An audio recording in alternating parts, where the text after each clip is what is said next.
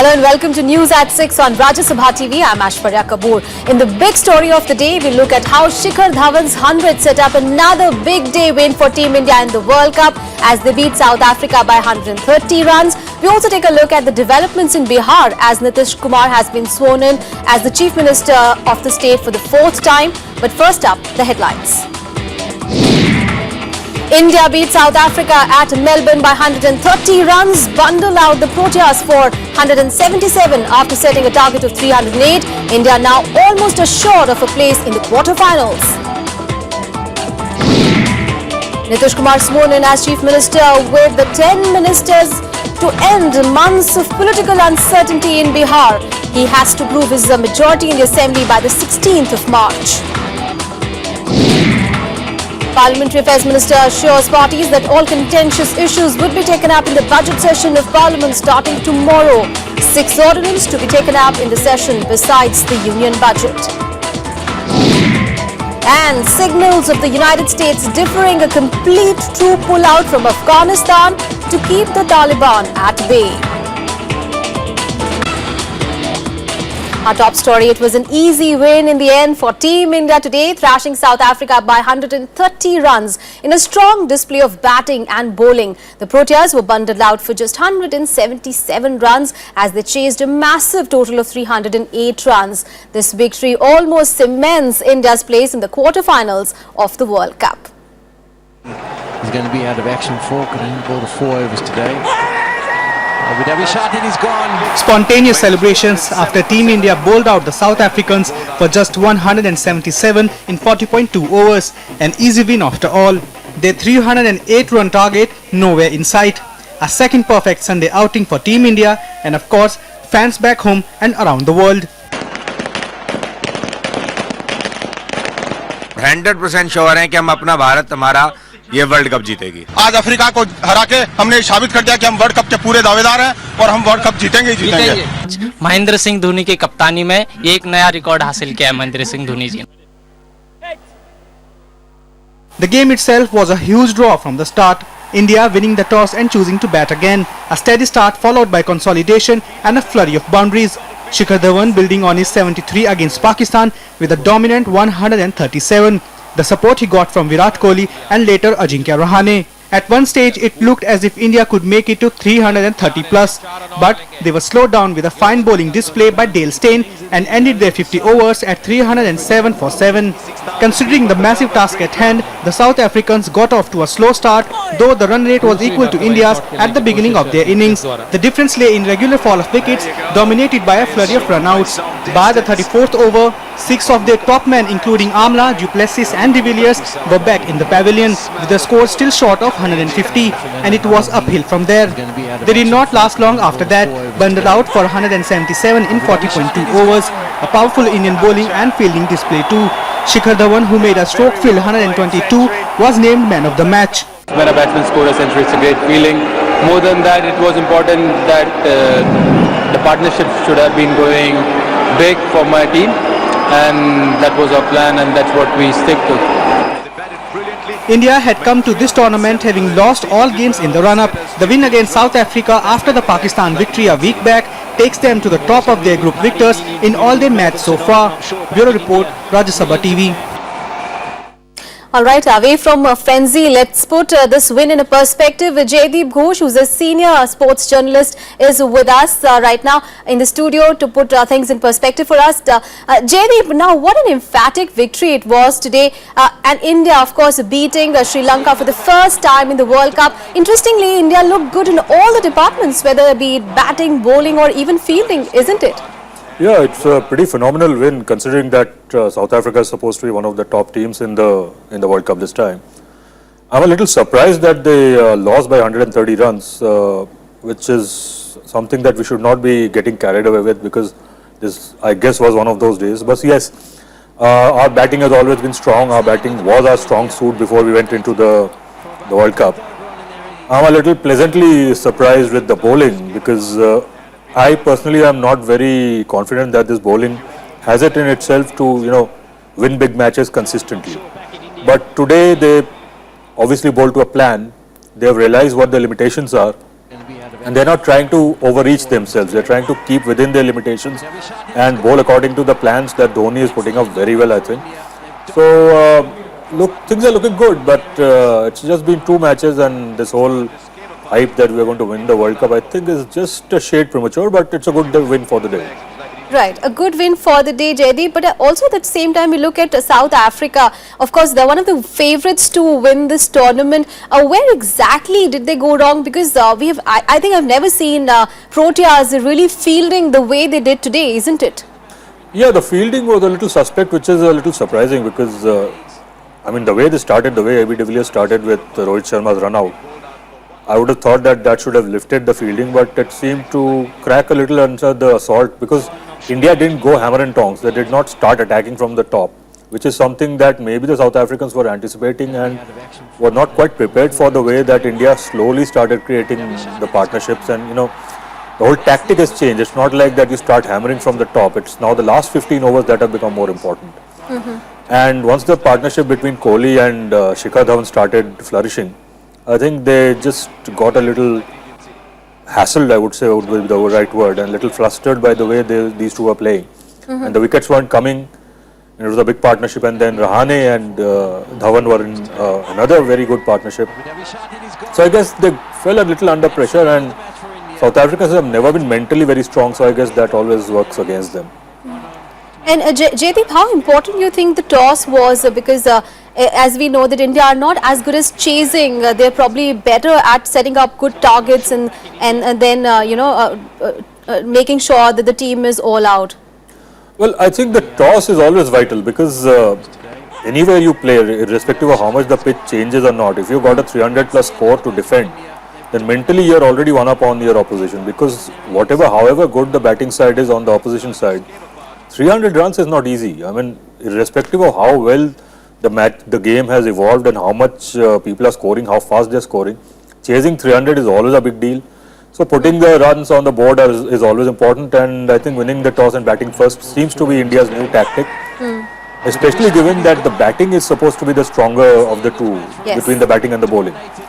And if you can back it up with good fielding like we did today, I think about 7.5 to 8 times out of 10 you should be able to defend 300 plus. Right. Jaideep, this is very interesting because last we saw 2.5 months that India were in Australia, they were losing, and now the way they are playing, it seems as if they are in very strong conditions. I mean, mentally they look to be really strong. What really has changed? Do you think the stakes are high? It's a World Cup, that is the reason, or there's something more to it? Well, I think first of all, not playing Australia is a big thing, because playing Australia in Australia is the most daunting task you can have in world cricket. So that is something that obviously worked in their favour. And another huge plus surely was last Sunday when we beat Pakistan, because we are always playing 2 parallel tournaments whenever Pakistan is involved. One is against Pakistan and one is against the rest of the teams. Yes. So that is a big thing. I mean, beating Pakistan and getting it out of your way.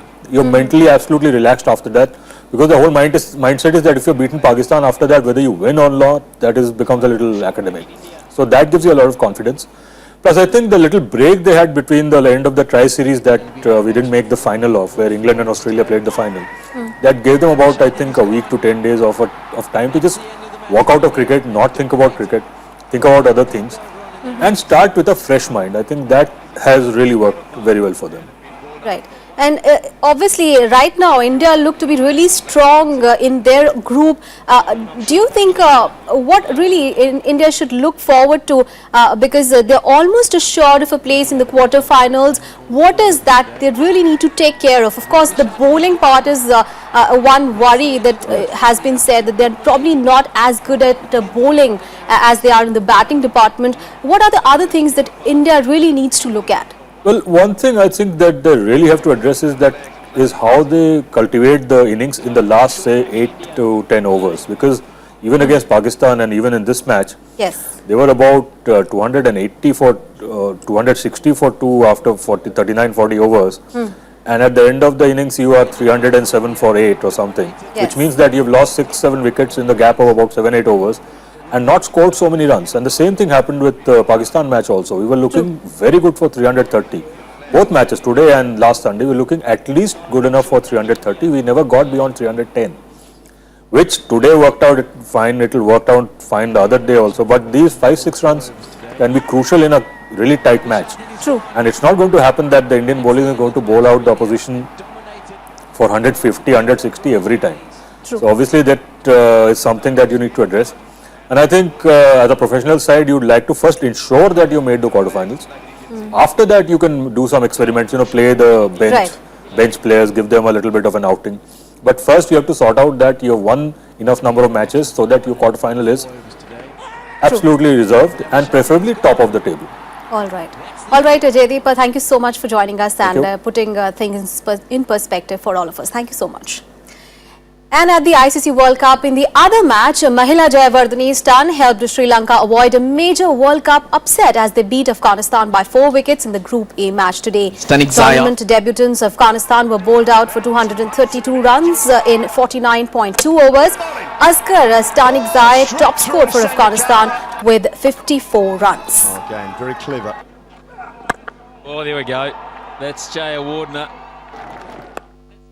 And on to some political news now, and Nitish Kumar has been sworn in a short while back as the Chief Minister of Bihar, ending months of political uncertainty in the state. Now, this will be Nitish Kumar's 4th stint as Chief Minister of Bihar. 10 ministers were sworn in with him. West Bengal Chief Minister Mamata Banerjee, Assam Chief Minister Tarun Gogoi, besides the state BJP Chief Sushil Kumar Modi and former Chief Minister Jitan Ram Manjhi were present at the swearing-in ceremony at the Raj Bhavan in Patna. Nitish Kumar has been given time till the 16th of March to prove his majority on the floor of the House. He has claimed the support of more than 130 MLAs in the 233-member assembly. The JDU's allies, Congress, RJD and CPI are still thinking on the option of joining the government.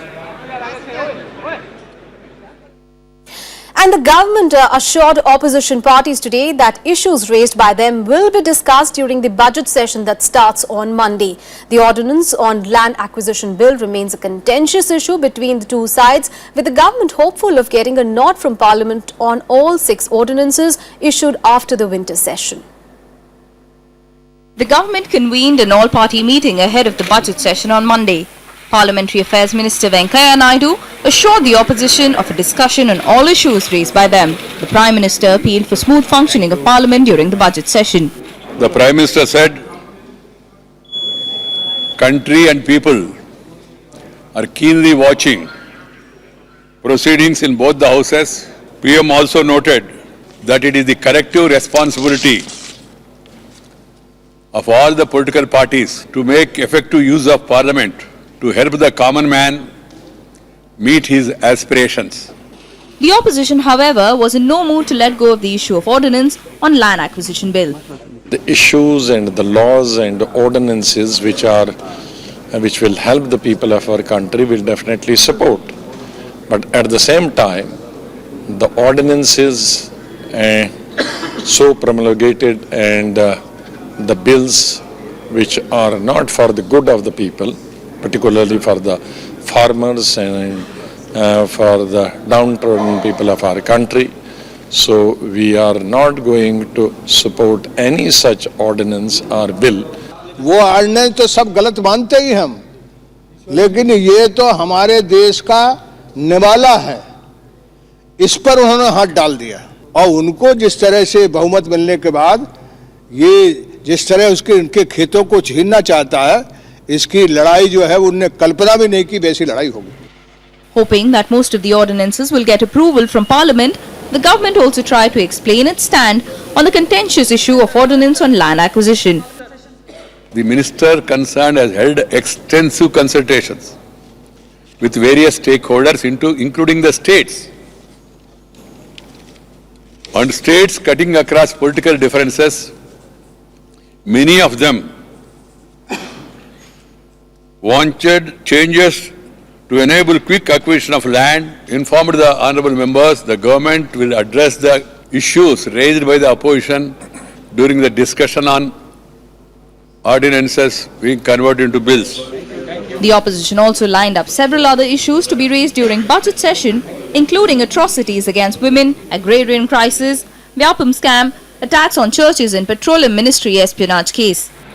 Venkaiah Naidu also met Congress President Sonia Gandhi in an attempt to solicit support from the main opposition party. Vishal Daya's report for Rajya Sabha TV. All right, in news at 6, we'll take a very short break, but still to come, the Russian rebels in Ukraine agree to pull out heavy weapons in keeping with the Minsk agreement to keep the ceasefire alive. That and much more after a short break. Stay with us.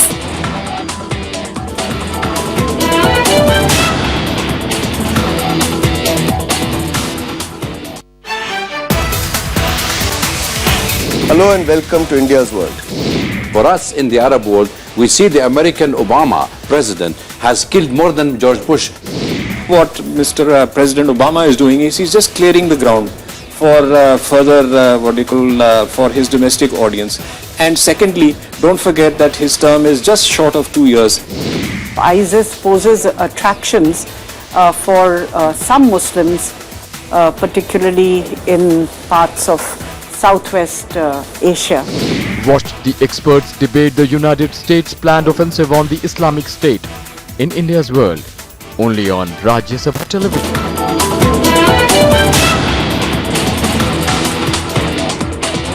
Welcome back after the break. Now, Parliament's budget session is starting from tomorrow with an address by President Pranab Mukherjee. The session will be in 2 phases. The first one now will conclude by 20th of March, while the second one will be from 20th of April to 8th of May.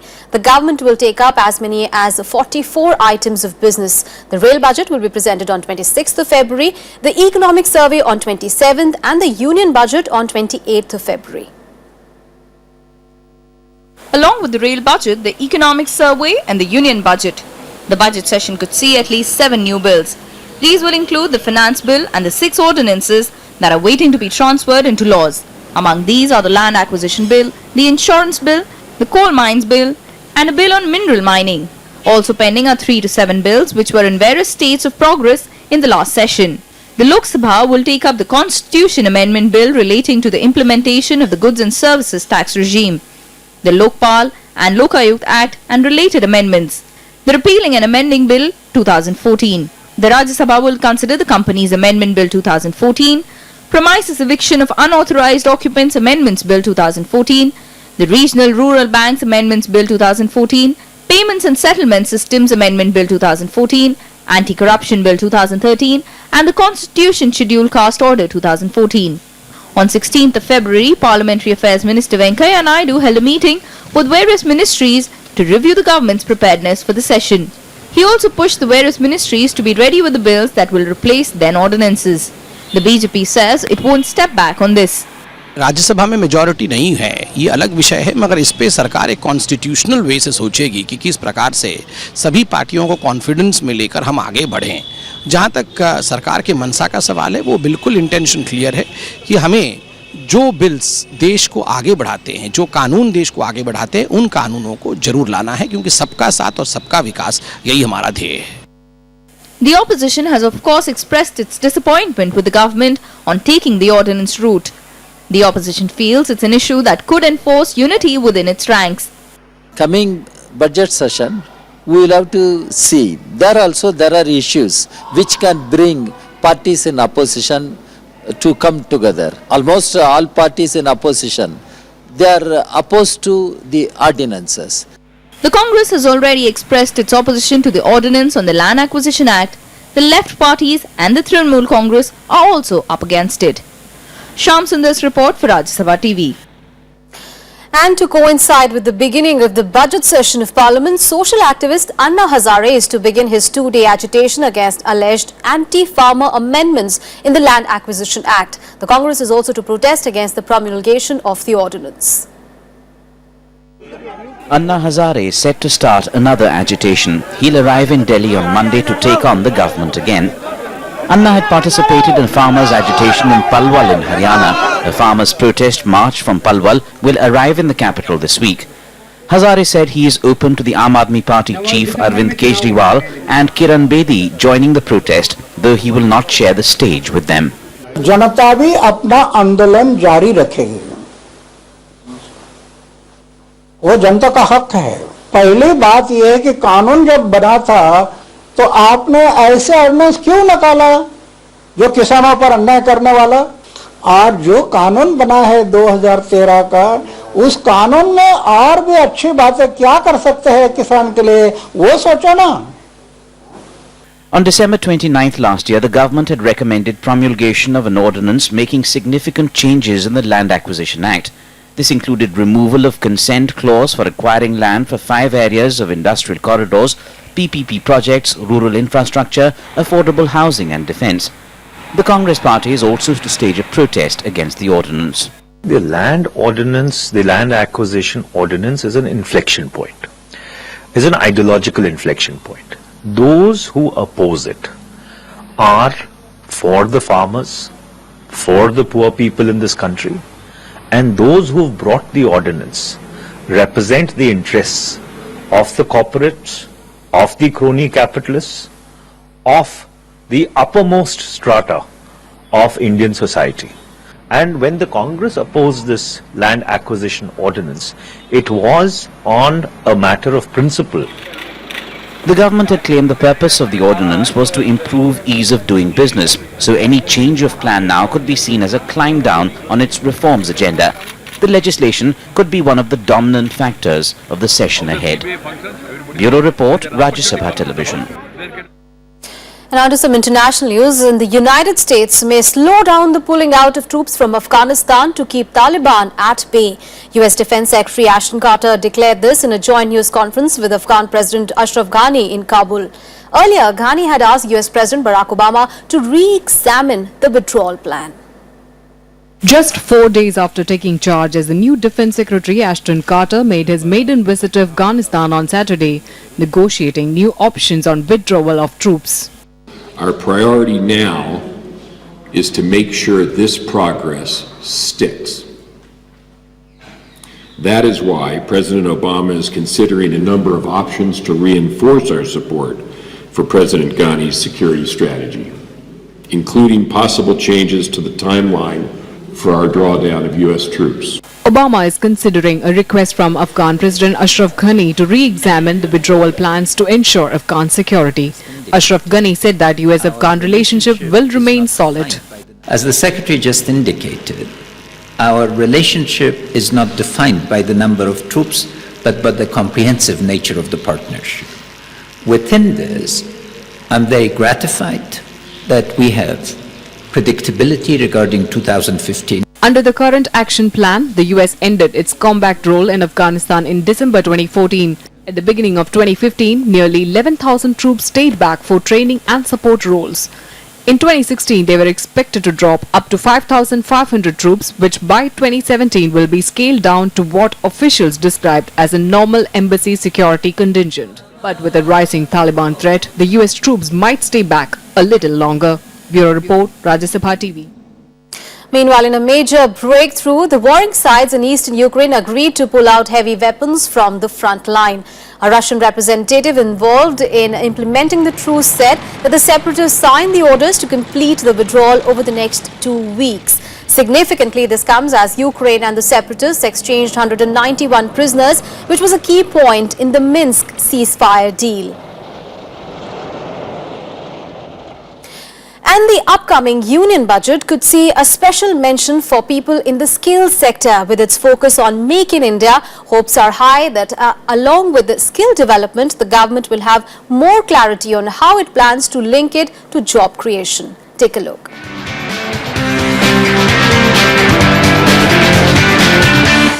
A national multi-skill program called Skill India is proposed to be launched. It would skill the youth for an emphasis of employability and entrepreneurial skills. It will also provide training and support for traditional professions like welders, carpenters, cobblers, masons, blacksmiths, weavers. Convergence of various schemes to attain this objective is also proposed. In a few days from now, when the Finance Minister reads his budget speech for 2015-16, his comments on Skill India program will be heard with great interest. Mainly because it's a key component of the government's flagship Make in India project. But experts say not skilling alone, the government should focus on job creation with monetary incentives and skill certification programs as well. We also need to very quickly create jobs to absorb the trained people. That's where I think the Make in India becomes so relevant. So if Make in India has to work, Skill India has to work. If Skill India has to work, Make in India has to work. These two go together in terms of job creation and equipping the people with requisite skills for those jobs. In the 2014-15 budget, the National Skill Development Policy was allotted 10,000 crore rupees, too little considering the fact that India's skilled workforce is only 2% of its workforce compared to over 75% in all major economies. Also worrying is the spread of skills on offer.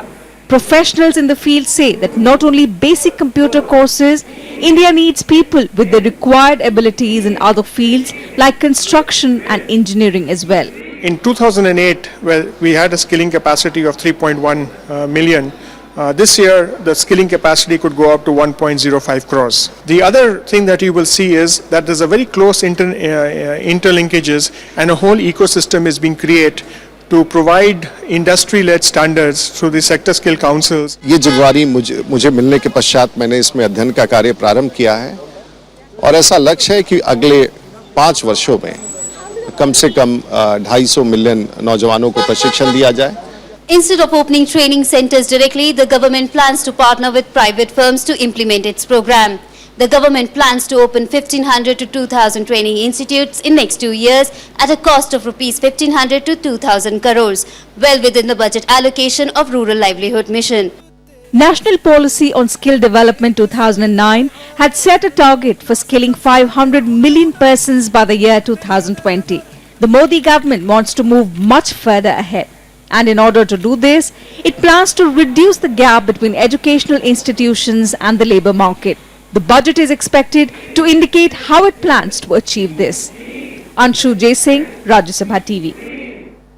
Well, that's all in this edition of News at 6. But before we go, take a look at classical dancers from around India at the famous Khajuraho Dance Festival that's on in the city. The week-long event celebrates the onset of spring. Have a great evening as we take your leave.